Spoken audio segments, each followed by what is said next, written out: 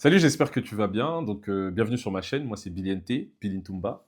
Et aujourd'hui, on va parler de l'aliénation du peuple au Congo et surtout de l'incompatibilité entre la religion dite révélée, abrahamique, donc le christianisme, et l'essence même du Congo.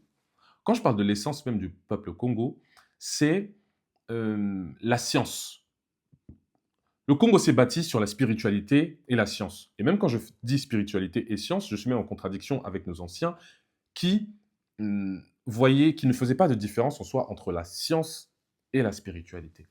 C'est après, quand il y a eu les prêtres, etc., qui sont venus, les moines qui sont venus exhorter, qu'on a commencé à diaboliser, donc à catégoriser ce qui était un peu au niveau de la métaphysique, comme de la spiritualité et qui était vue comme mauvaise, et on va dire la science, certaines sciences, même pas toutes, certaines sciences qui sont en tout cas pratiques pour le commun des mortels, comme simplement de la science, et on a fait une division. Alors que de base, nos anciens pensaient ensemble spiritualité et science.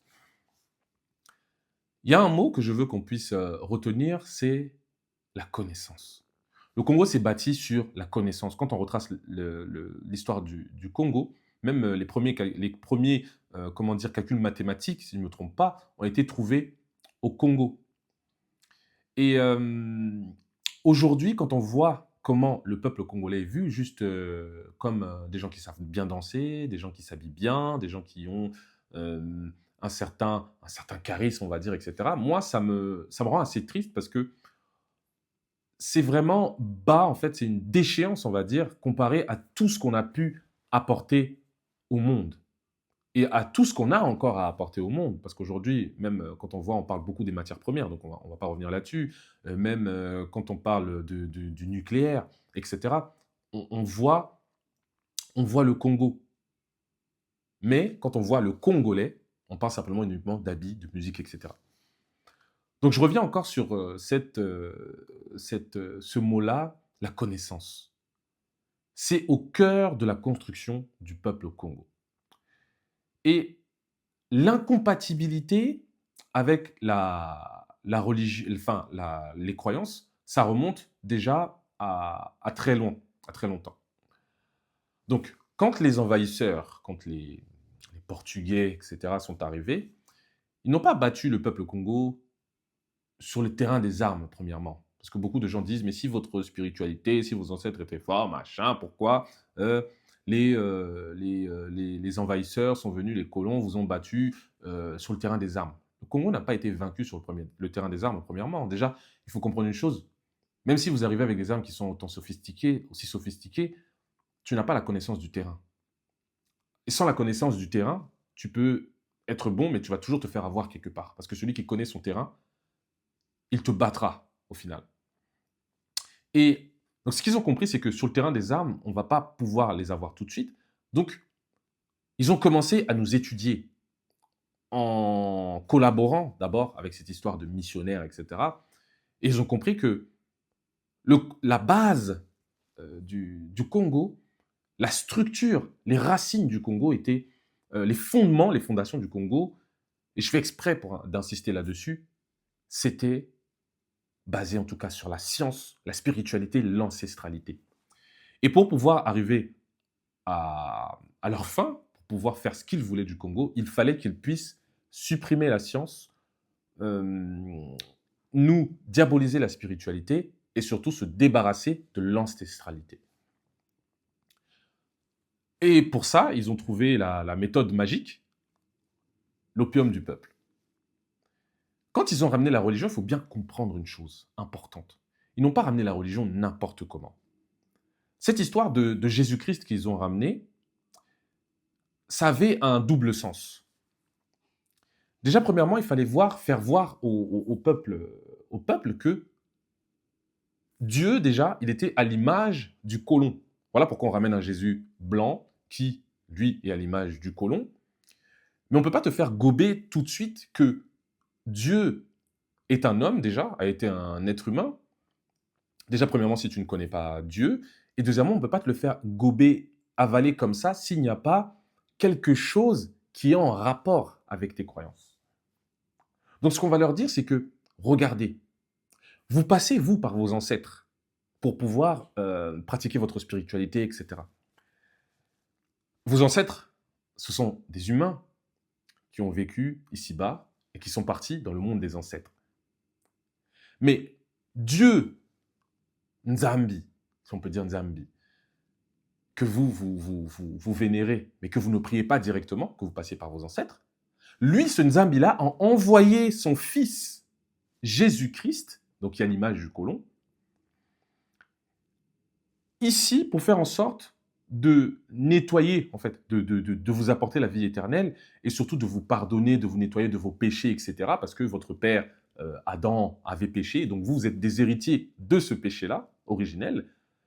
Et pour que vous puissiez arriver à la vie éternelle, Jésus, Dieu le Père, Nzambi, a envoyé son Fils. Donc Jésus-Christ est le Fils de Nzambi, entre guillemets.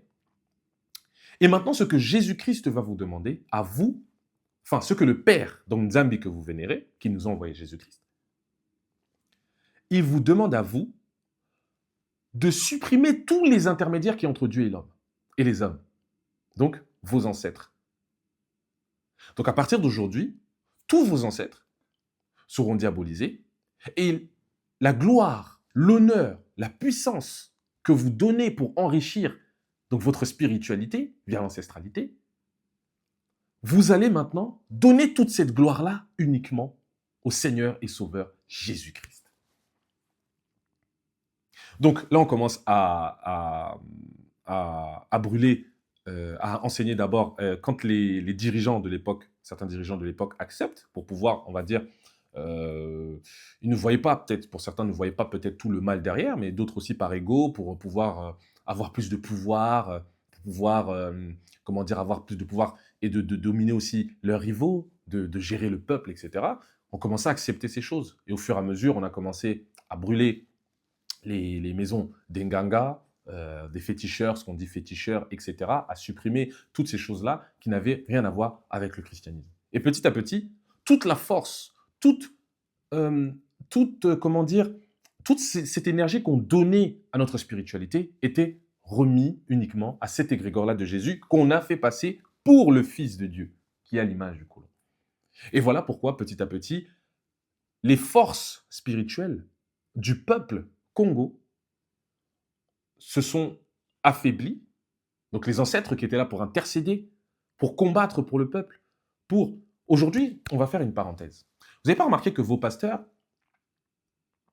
leur expertise, en fait, c'est toujours de voir ce qui se passe de l'autre côté. Dès qu'il y a un problème en Israël, c'est la fin du monde. Dès qu'il y a un problème aux États-Unis, ça typifie quelque chose au niveau de la croyance, etc. Mais il n'y a rien dans votre de la spiritualité, de la croyance du christianisme qui va dire que, ah tiens, il y a eu une explosion, par exemple, je ne sais pas moi, au Nigeria, au Mali. Ah, directement, ça nous annonce les signes des temps de la fin. Leur horloge, c'est Israël. Leur horloge, c'est les États-Unis. On voit bien que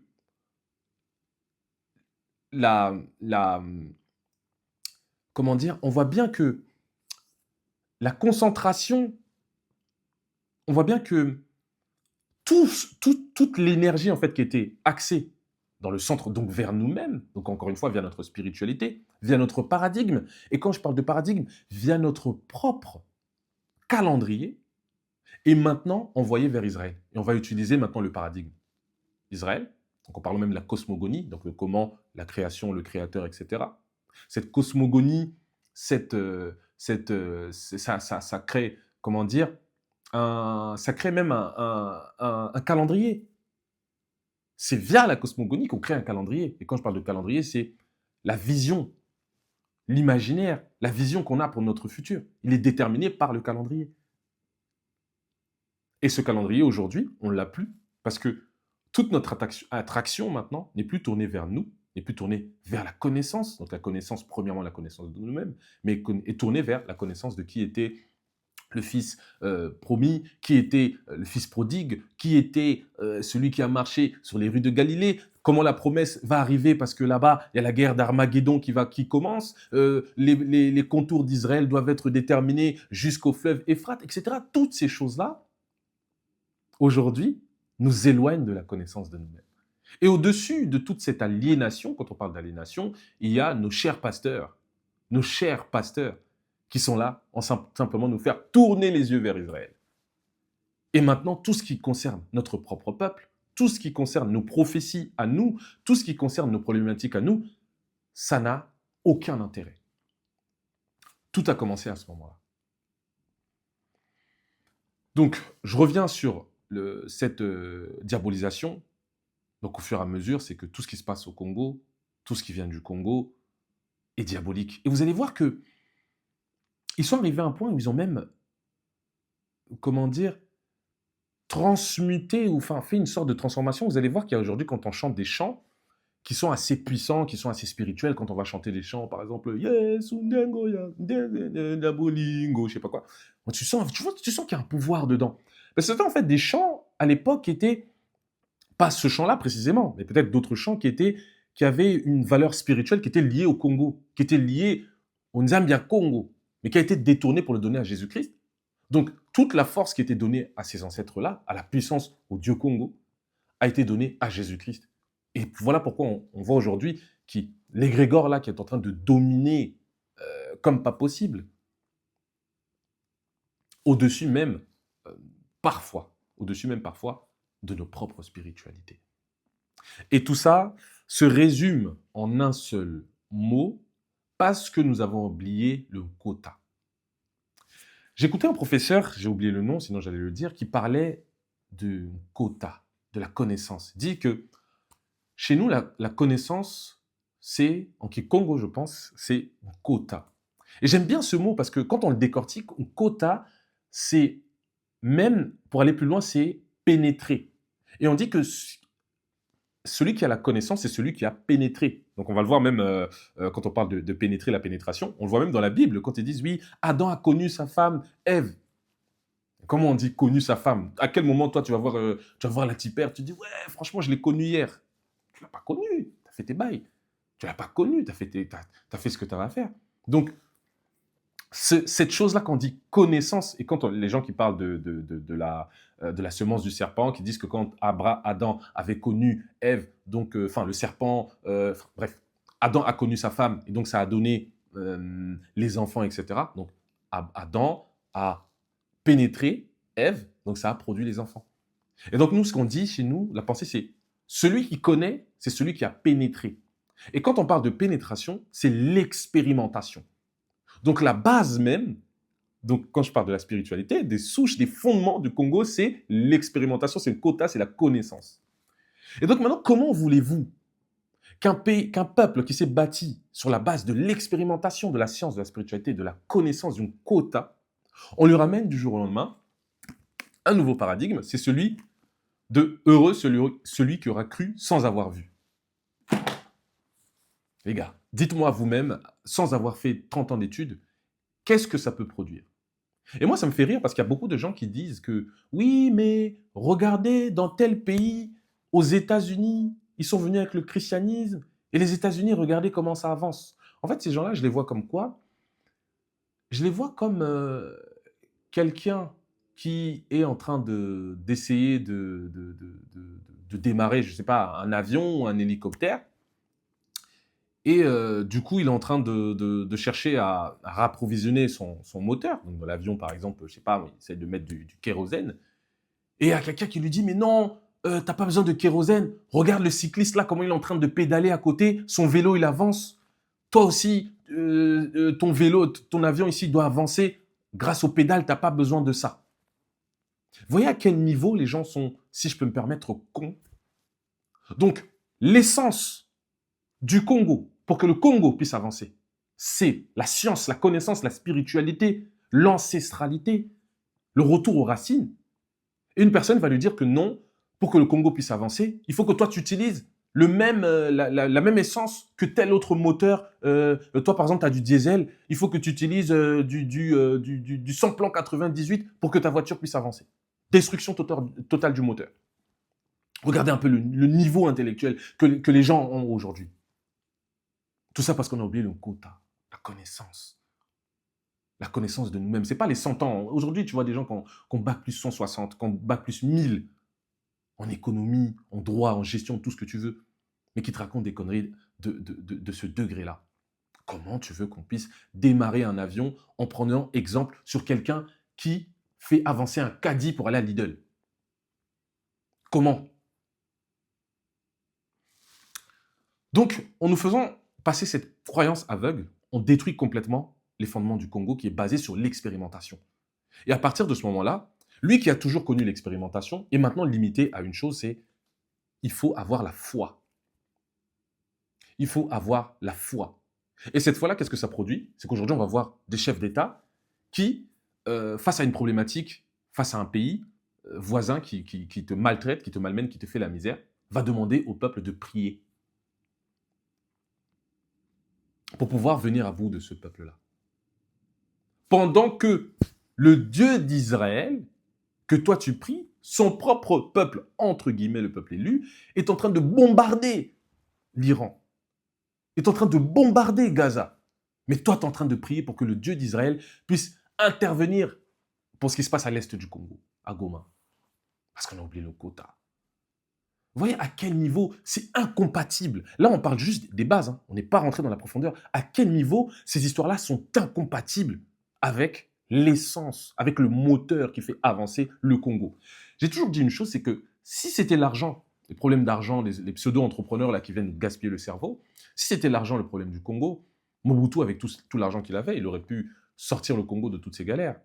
Si la guerre militaire était le problème pour libérer le Congo, peu de gens savent que Lumumba a fait la guerre et il était à deux doigts de libérer le Congo.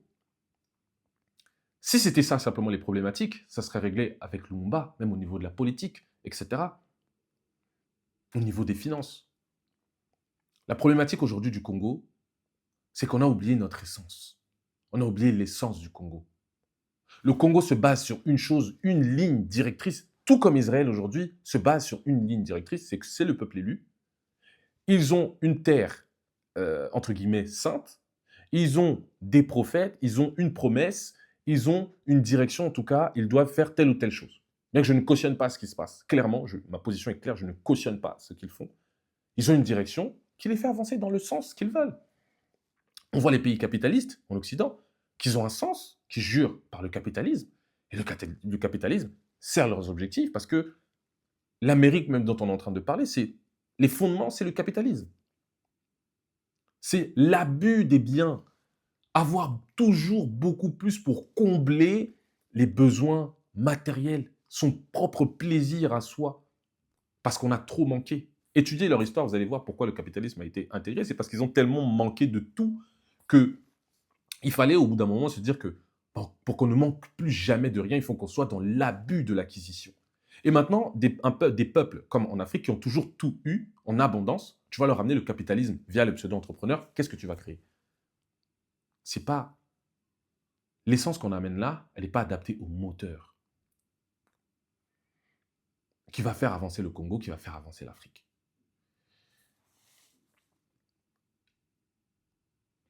Aujourd'hui, la science qui nous manque, c'est tout d'abord déjà la connaissance de nous-mêmes. Comme je parlais dans une des dernières vidéos, là où je disais que les Chinois, aujourd'hui, qui sont en guerre, peu de gens savent, mais la Chine est en guerre contre les États-Unis, ont puisé dans leur histoire. Se dire que nous avons plus de 5000 ans d'histoire. Pourquoi on va avoir peur des gens qui viennent à peine d'arriver, qui sont déjà en voie de disparition, qui ne savent même plus comment faire? Pourquoi on va avoir peur d'eux? On puise de notre propre histoire. Mais aujourd'hui, on peut à peine remonter, euh, on ne remonte même pas dans notre histoire. On peut à peine remonter à l'époque avant la colonisation, avant l'arrivée des Portugais, quand tu as des Congolais qui te disent que leur histoire commence par Diego Cao a découvert l'embouchure du fleuve Congo, des bêtises comme ça, tu vois déjà que pour puiser dans ses racines, c'est déjà mort. Pour puiser dans les racines, c'est totalement mort. Parce que la personne raconte une histoire, sa propre histoire, par le prisme de quelqu'un d'autre, par la vision, par le paradigme d'une autre personne. Comment vous voulez qu'on puisse puiser dans nos racines pour avancer? Parce qu'il y a des gens aujourd'hui qui nous parlent de développement. Mais non, tout ça, c'est de l'histoire ancienne. Il faut regarder vers l'avant, etc. Ça, c'est du passé, il faut regarder. Mais comment tu veux aller, mon pote, vers l'avant si tu ne sais pas d'où tu viens?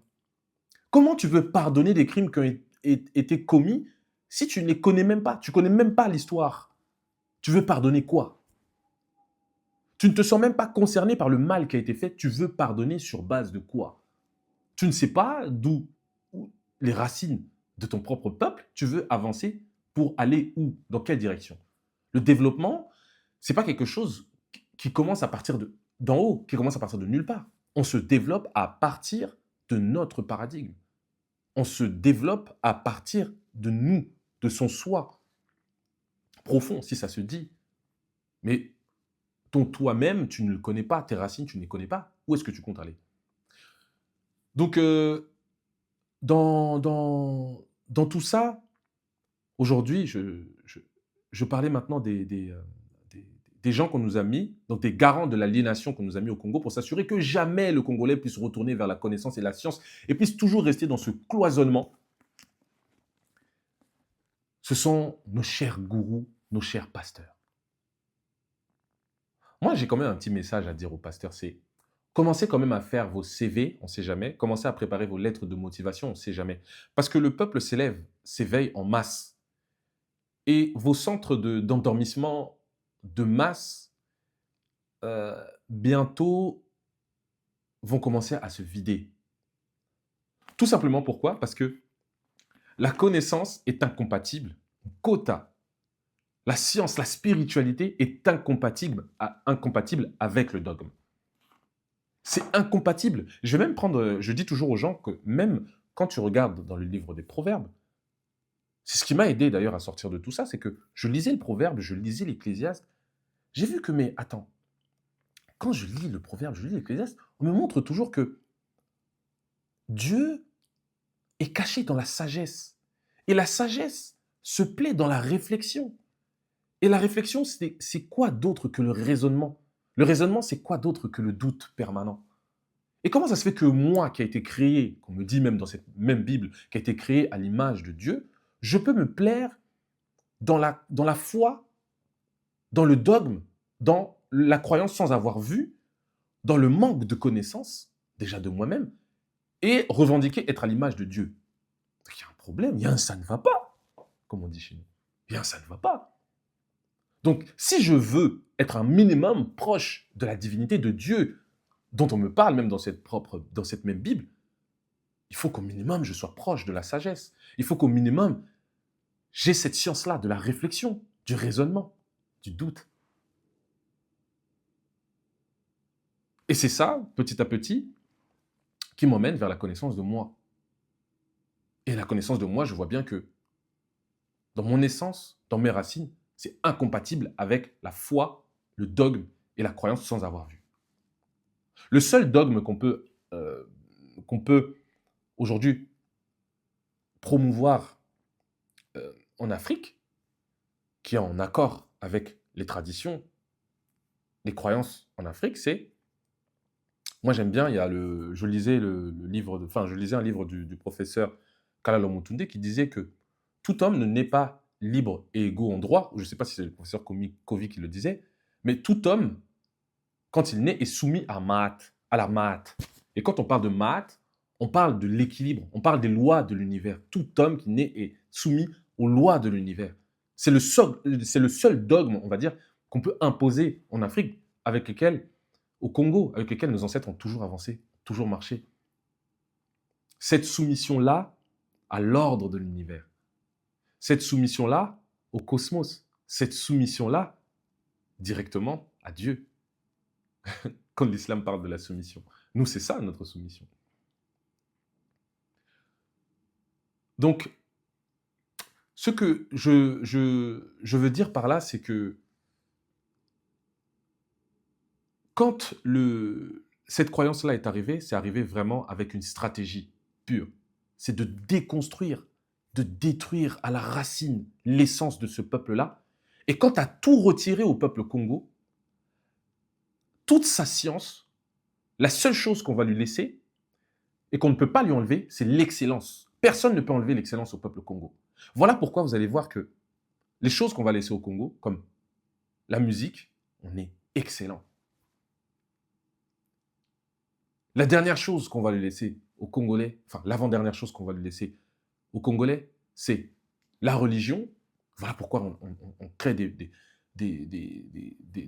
pasteurs à foison. Ils sont excellents. Des chantres à foison, ils sont excellents. Et la dernière chose qu'on va laisser aux Congolais, c'est la médiocrité. Et voilà pourquoi tous les peuples, quand ils nous regardent, ils disent non, vous les Congolais. La médiocrité, on excelle. Parce qu'on ne peut pas nous enlever cette excellence au Congo. Mais on s'est assuré de lui enlever son essence, suite à laquelle il ne pourra jamais se relever s'il ne récupère pas ça. C'est la science, la spiritualité, une quota connaissance. Commencer par la connaissance de nous-mêmes. Et toutes ces choses-là, donc arriver via la généalogie maintenant, là où les gens s'inventent des ancêtres, en parlant d'Abraham, donc on supprime nos propres ancêtres. Jésus-Christ vient, supprime nos ancêtres. Maintenant, aujourd'hui, on prend les ancêtres des autres, etc., pour affaiblir notre spiritualité. Toutes ces choses-là produisent quoi? Une aliénation de nous-mêmes. Aujourd'hui, le Congolais qui s'appelle Jonathan, le Congolais qui s'appelle Israël, le Congolais qui s'appelle Benjamin, etc., se prend pour un juif. L'aliénation du peuple congolais. Et clairement, l'incompatibilité avec la religion révélée, avec l'abrahamisme, tous les ismes là qu'on nous ramène, le christianisme, etc. Donc moi, j'aimerais que tu puisses réfléchir à ça, prendre le temps de regarder cette vidéo, commenter, me dire aussi les choses où tu dis non, moi je suis contre, j'ai pas trop aimé, ça tu dis n'importe quoi, ou quoi. Mais simplement qu'on puisse faire une introspection et voir là où on pêche, et voir surtout faire des statistiques depuis compris là. Parce qu'on a vu la science où est-ce que ça nous a emmené. Personne ne peut démentir là où la spiritualité a emmené, quand on étudie l'histoire du Royaume Congo, là où la spiritualité nous a emmené, que ce soit au Congo, que ce soit en Égypte, que ce soit dans d'autres endroits en Afrique, là où la spiritualité nous a emmenés, où est-ce que la religion nous a emmenés, le christianisme nous a emmenés aujourd'hui, jusqu'à aujourd'hui, au Congo, en tout cas. Où est-ce que les pasteurs nous ont emmenés jusqu'à aujourd'hui, parce que c'est eux aujourd'hui qui ont le monopole de tout. Où est-ce qu'ils nous ont emmenés? Où est-ce qu'ils nous ont emmenés? Donc, entre-temps, moi, je te dis à la prochaine. Donc, n'hésite pas à partager, à liker, à commenter, et je te dis à la prochaine pour une autre vidéo. Ciao.